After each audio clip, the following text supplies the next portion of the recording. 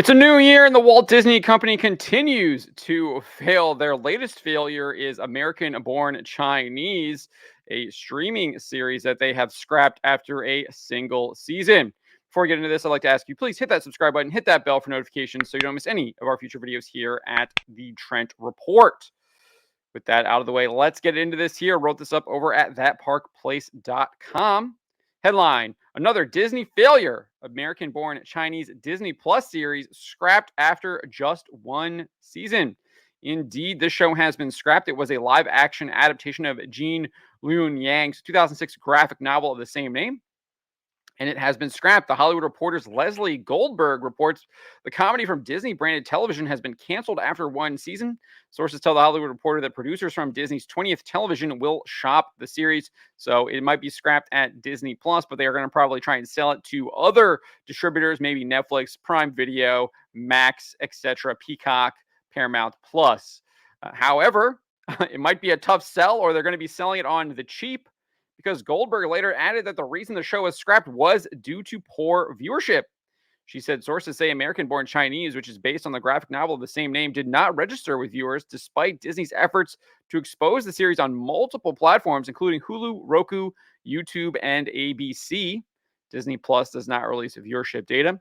While Disney Plus does not release viewership data, we do have viewership data from Spoiler TV, which tracks Nielsen viewership numbers, and it shows that the show did not chart in the top 20 most streamed programs when it premiered all 8 episodes back on May 24, 2023. So you're probably looking at, I'm not sure exactly how long each episode was, but even if we say they're like half an hour, multiply that by 8, that's at least 240 minutes, right?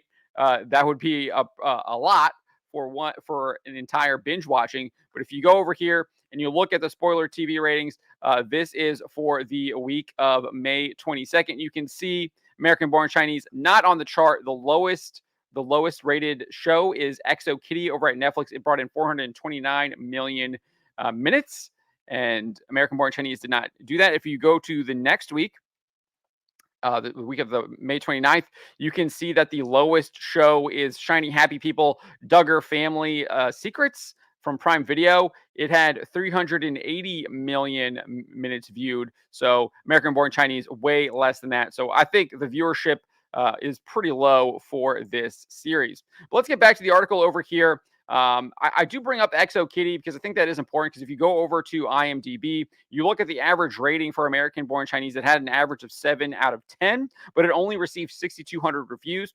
In contrast, if you look at that Exo Kitty show, it has an average rating of 6.5 on IMDb, but it had nearly double the number of reviews with 13,000. So you could probably guess that American Born Chinese probably had less than 200 million minutes viewed, which was about half of what that Exo Kitty show did over on Netflix. If we look at the audience score on Rotten Tomatoes, it had an average audience score of 82. It received a 4.1 out of 5. So I guess the people that did watch it seemed to enjoy it. However, we don't put too much emphasis on those Rotten Tomatoes scores, given the fact that most people didn't seem to be interested in the show in the first place. And this is the latest in a massive string of failures for the Walt Disney Company. So last year, infamously, the company scrapped Lucasfilm's Willow after one season. Not only did they scrap it, but they removed the series from Disney Plus as part of a massive write-down, where they basically got rid of a number of shows because they said that they weren't worth what they were actually worth.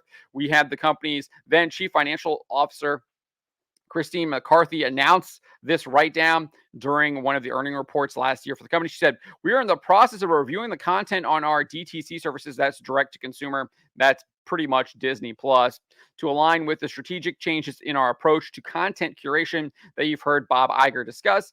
As a result, we will be removing content from our streaming platform and currently expect to take an impairment charge of approximately $1.5 to $1.8 billion.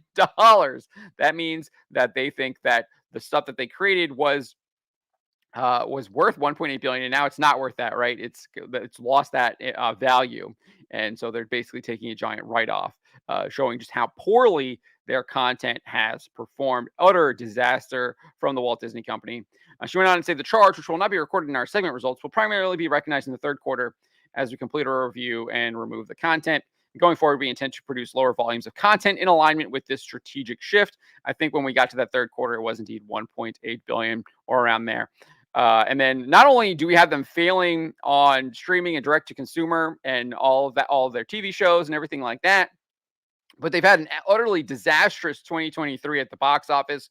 Uh, Fellow YouTuber here, OMB Reviews, did some analysis, I guess, a couple of weeks ago, and he estimated that on the low end, that the Walt Disney Company has lost well over $1 billion from its theatrical releases in just 2023 alone.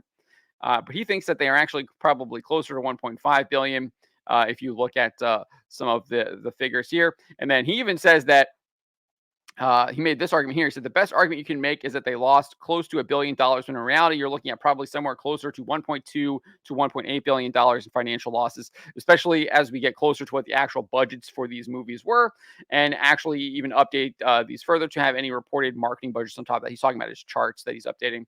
And he says the only profitable movie they actually have is still Guardians of the Galaxy Volume 3, and it's barely profitable. And he says that film probably only brought in around 4 million in profits. So we know that they have these massive, massive budgets. We're already looking at the Marvels with like a $274 million budget, and that doesn't even include the costs for the reshoots and everything like that they did in 2023. And that film has not even grossed $200 million yet. So catastrophic loss there, losing hundreds of millions of dollars just on that film.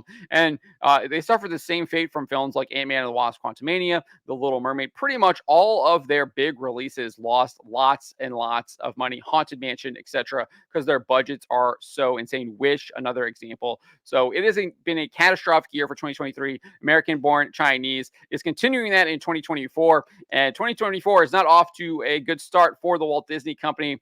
As far as their successes goes, it does not look very good for them. And this is just the start that they wanted. Canceling shows already. And it could not have happened to a better company. Obviously, dripping with sarcasm there. Hopefully, more and more of these shows continue to fail as the Walt Disney Company learns a harsh lesson that you should not be embracing wokeness. Those are my thoughts on the matter. Let me know what you make of Disney scrapping American-born Chinese after just one season. Remember to always be charitable, but to always speak the truth.